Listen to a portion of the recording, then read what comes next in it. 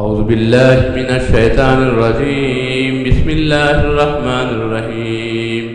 الحمد للہ رب العالمین الرحمن الرحیم مالک یوم الدین ایاک نعبد و ایاک نستعین اہدنا الصراط المستقیم صراط الذین انعمت علیہم غیر المغضوب علیہم ولا الضالین۔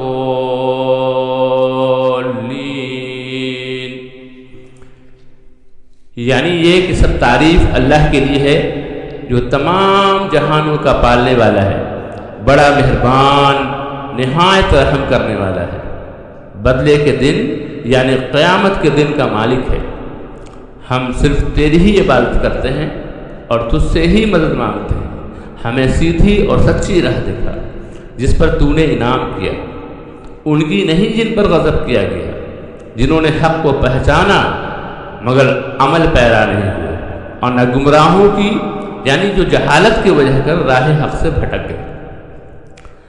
عزیزوں، دوستوں، ہمارے بھائیوں، میرا مقصد صرف اتنا ہے کہ ہم چاہتے ہیں کہ قرآن عربی میں پڑھی جائے، لیکن اس کے مطلب کے ساتھ،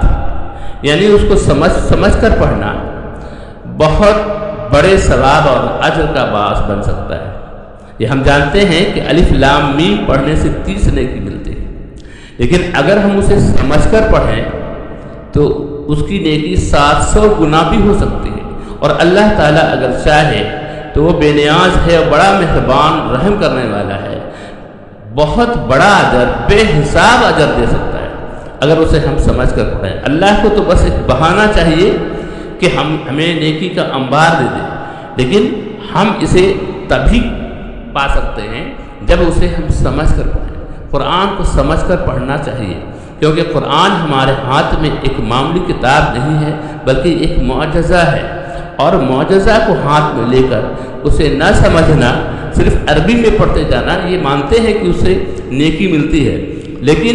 اگر اسے سمجھ کر پڑھتے ہیں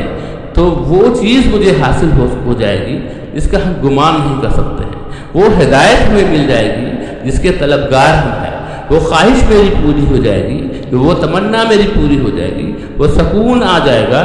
جسے ہم چاہتے ہیں۔ تو اے میرے بھائیوں، یہ جو میں نے تلاوت کی اور اس کا اردو ترجمہ کیا، اس کا اصل مقصد یہ ہے کہ اللہ ہم سے کیا کہنا چاہتا ہے، ہم دنیا میں کس لیے بھیجے گئے ہیں، اس کائنات کو بنانے میں کون سا راز پوشیدہ ہے۔ انشاءاللہ اللہ کی توفیق سے ہم لوگ جانیں گے بھی اور سیکھیں گے بھی۔ اب آگے آتے ہیں، اس سورہ کو سورہ فاتحہ بھی کہتے ہیں، اس سورہ کو ام القرآن بھی کہتے ہیں، اس کو القرآن العظیم بھی کہتے ہیں، اس کو الشفا بھی کہتے ہیں، اسے الرقیہ بھی کہتے ہیں۔ اس کا نصف حصہ اللہ کی حمد و ثنا اور اس کی رحمت و ربوبیت اور عدل و بادشاہت کے بیان میں ہے، اور نصف حصہ دعا اور مناجات میں ہے۔ جب بندہ عاجزی کے ساتھ ہدایت مانگتا ہے تو اللہ بندے کو پورا قرآن دے دیتا ہے۔ اس کو پڑھو، غور کرو، سمجھو، اور پھر جو چاہتے ہو وہ ہم سے مانگ لو۔